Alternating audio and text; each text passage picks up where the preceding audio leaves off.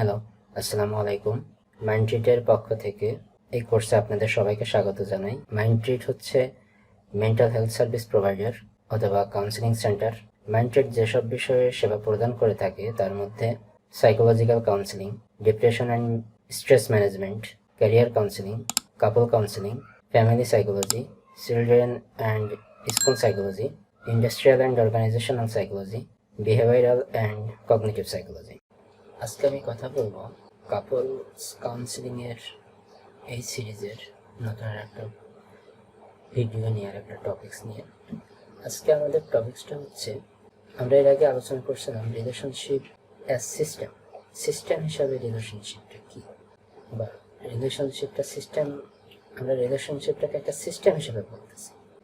এখন প্রশ্ন হচ্ছে, আজকের বিষয়টা হচ্ছে যে এই রিলেশনশিপটাকে যে আমরা একটা সিস্টেম বলতেছি, এটার উপকারিতাটা কি, এটা কিসের জন্য ভালো, এটা কেন আমরা ইউজ করতেছি সিস্টেম টার্মটা, এই মডেলটা, কি কারণে, এটা কেন? এটার উত্তর দিতে গেলে বলতে হবে যে এই সিস্টেমের থিওরিটা কিন্তু আমাদেরকে খুব সাহায্য করে একটা রিলেশনশিপের ভিতরে কি ঘটতেছে, কখন কি ঘটতেছে, এটা আমাদের বুঝতে সাহায্য করে অলওয়েজ। এবং এটা কিন্তু সবসময় আমাদেরকে রিলেশনশিপের ভিতরে কি ঘটতেছে এটা আমাদের মানে সবসময় এটা আমরা অন্বেষণ করতে পারি এই সিস্টেম মডেলটার ভিতর দিয়ে। ঠিক আছে, অন্য একটা কি পার্ট হচ্ছে, যখন একটা কাপল তাদের ভিতরে ইন্টারাকশন হয় এবং তারা তাদের দোষ গুণটা বুঝতে পেরে তারা একটা হেলদি রিলেশনশিপে ফিরতে চায়, এই ফেরার ক্ষেত্রে কিন্তু এই সিস্টেম মডিউলটা মানে আমার স্পাউসের বা আমার সঙ্গীর বা সঙ্গিনীর দোষটাকে কমাতে সাহায্য করে। মানে আমার দৃষ্টিতে তখন তার দোষটা কম মনে হয়। ঠিক আছে, এইটা একটা অনেক বড় একটা কি পার্ট। অনেক সময় দেখা যায় যে কাপলরা আমাদের কাছে আসে কাউন্সিলিং এর জন্য, এসে তারা দোষারোপ শুরু করে। একজন আসলে এসে বললো যে আমার স্পাউসের সমস্যা, তার ভিতরে সব সমস্যা, সে প্রবলেম করতেছে আমাদের রিলেশনশিপে, তার আচরণ ঠিক না, এটা ওটা অনেক রকমের সমস্যা তার সঙ্গীর সম্পর্কে বা সঙ্গিনীর সম্পর্কে আমাদেরকে এসে বলে। তো এইটা কিন্তু একটা রিলেশনশিপ টিকায় রাখা বা একটা রিলেশনশিপকে মেনটেন করার ক্ষেত্রে খুব একটা ভালো লক্ষণ না, যে আপনি আপনার স্পাউস সম্পর্কে এসেই এইভাবে তাকেই দোষারোপ করে যাবেন একতরফা, তারা অবর্তমানে একতরফা তাকেই দোষারোপ করে যাবেন। এইটাতে কি হয়, এইটাতে না, আপনি এসে তো অবশ্যই দোষগুণ বলবেন, কাউন্সিলিংয়ের জন্য আসতে হবে, আপনাকে অবশ্যই আসলে পরে অবশ্যই দোষগুণ বিচার করতে হবে। ঠিক আছে, কিন্তু সেটা আপনার স্পাউসের বর্তমান থাকা অবস্থায়, তার অবর্তমানে আপনি একা আসবেন, এসে তার দোষ সম্পর্কে আপনি বলে যাবেন, বলবেন যে সেই দোষ সৃষ্টি করতেছে রিলেশনশিপের ভিতরে, এইটা ভালো লক্ষণ না। ঠিক আছে, তো আর এটা করলে কি হয়, এটা রিলেশনশিপটা তো ভালো হয়ই না, কাউন্সিলিং এর মাধ্যমে আর ভালো করা সম্ভব না, বরঞ্চ আরো খারাপ হয়ে যায়। ঠিক আছে, আপনি একটা কাজের জন্য আপনি স্পাউসকে এসে দোষারোপ করবেন, এইটাতে রিলেশন কনস্ট্রাকশন হয় না, বরং রিলেশন আরো মানে ব্রেকের দিকে যায়, মানে রিলেশনশিপটা একদম ভাঙার ক্ষেত্রে চূড়ান্ত পর্যায়ে চলে যায়।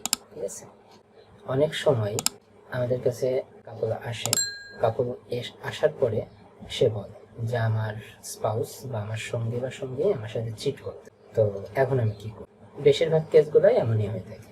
এই সমস্যাগুলো যদি আমাদের ফিক্স করতে হয়, তাহলে এই সমস্যার মূলে আমাদেরকে যেতে হবে যে কেন তার স্পাউস তার সাথে চিট করবে, কি কারণে চিটটা করতেছে। হতে পারে যে তারা এই সমস্যাটা নিয়ে যদি কথা বলতো, তাহলে হয়তো সমস্যাটা এই পর্যন্ত আসতোই না। হতেই পারে তারা এই সমস্যাটা নিয়ে যদি কথা বলতো, তাহলে হয়তো তারা সমাধানের ওই বের করতে পারতো, কিন্তু তারা ঠিক মতো কমিউনিকেশন করেনি একে অন্যের সাথে, তারা সিস্টেমটাকে ফলো করেনি। ঠিক আছে, এখন যে ব্যক্তিটা চিট করতেছে সে কি ভাবতেছে, সে ভাবতেছে যে সে তার চাহিদা পূরণ হচ্ছে না, রিলেশনশিপের মাধ্যমে তার চাহিদাটা পূরণ হচ্ছে না, যার কারণে সে চিট করতেছে। এখানে চাহিদাটা কি হতে পারে, শারীরিক চাহিদা হতে পারে, মানসিক চাহিদা হতে পারে, পারিপার্শ্বিক চাহিদা, বিভিন্ন রকমের চাহিদা হতে পারে। চাহিদা বলতে যে শুধু শারীরিক চাহিদা না, মানসিক চাহিদা হতে পারে, যে কোনো ধরনের চাহিদাই তার পূরণ হচ্ছে না। এই কারণে তার যে যাই বলুক, relationship is all about needs, অনেক রকম ভাবে বলতে পারে, বাট এটাই সত্য যে তার চাহিদাটা পূরণ হচ্ছে না বিধায় সে চিট করতেছে। এখন কথাটা হচ্ছে যে চাহিদা পূরণ না হলে কি চিট করতে হবে? এখন এটা তো আসলে একটা সিস্টেম, এখানেই তো এটা অর্গানিজম বা সিস্টেম, যে এখানে এটা না হলে এটা হবে।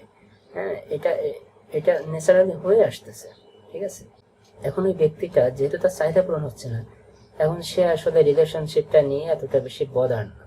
রিলেশনশিপটা ব্যালেন্স করা বা টিকিয়ে রাখার জন্য তার কোনো রেসপন্সিবিলিটি সে দেখতেছে না, সে রেসপন্সিবল না রিলেশনশিপটা নিয়ে টিকিয়ে রাখার ক্ষেত্রে, ঠিক আছে।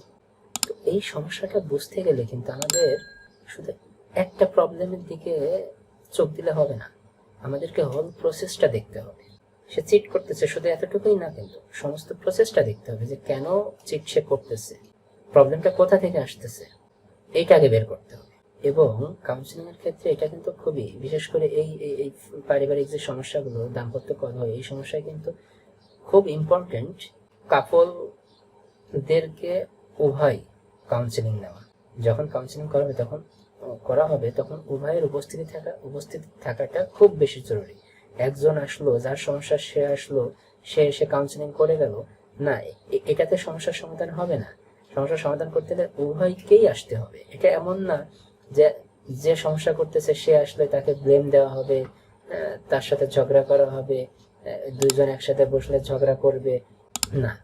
এখানেই তো সিস্টেম, আমরা যে বলতেছি রিলেশনশিপ যে একটা সিস্টেম, এখানেই, ঠিক আছে। তারা আসলে পারে, তারা এসে একে অন্যের সাথে দোষ গুণ নিয়ে কথা বলবে, ঝগড়া করবে, হইচই করবে, চিল্লাপাল্লা করবে না, এটা এমন না। কাউন্সিলিং এর সিস্টেমটা এটা, উভয়ে উপস্থিত থাকতে হবে এবং বিশেষ করে দাম্পত্য যে কথাগুলো আছে উভয়ে উপস্থিত থাকতে হবে এবং সমস্যা ডিসকাস করতে হবে। সমস্যাটা কোথা থেকে আসতেছে, খুব জেন্টেল উপায়ে, স্বাভাবিকভাবে সমস্যাটা কোথা থেকে আসতেছে এটা বের করতে হবে আগে, এট ফার্স্ট। দেন সমস্যাটা মিটিগেট করার ওয়ে বের করতে হবে। সমস্যাটা কিভাবে মিটিগেট করা যায় সেটা তখন একজন কাউন্সিলর, এজ এ কাউন্সিলর আমি বা আমরা তখন এইটা মিটিগেট করার ওয়েটা তখন তাদেরকে বলবো যে এটা এইভাবে না, এটা এখান থেকে আসতেছে, সো এটাই এখান থেকে রিমুভ করতে হবে বা এটা এখানে অ্যাড করতে হবে। তখন একজন কাউন্সিলর সে উপদেশটা দিবে। সম্পূর্ণটাই একটা সিস্টেম প্রসেস, ঠিক আছে। যে সমস্যাগুলো হয়, সাধারণত হতে পারে একটা রিলেশনশিপে, সেই সমস্যাটা একটা সিস্টেমের ভিতরে দিয়ে আমরা, আমাদের যে সিস্টেমটা, রিলেশনশিপটা যে একটা সিস্টেম হিসেবে কাজ করে, এই আপনারা যদি একজন যদি সিস্টেমটাকে ফলো করে তাহলেই কিন্তু আর সমস্যা সাধারণত হয় না, বা হইলেও এই সিস্টেমের মাধ্যমে সমাধান করা যায়, ঠিক আছে। আজকের আলোচনা এতটুকুই, আশা করি আলোচনাটা আপনাদের ভালো লেগেছে। তো ভালো লাগলে অবশ্যই কমেন্ট এবং শেয়ার করে অপরকে জানার সুযোগ করে দিবেন, আর অবশ্যই সাবস্ক্রাইব করতে ভুলবেন না। দেখা হবে নতুন কোনো ভিডিওতে নতুন কোনো দিন। সে পর্যন্ত সবাই ভালো থাকবেন। ধন্যবাদ সবাইকে।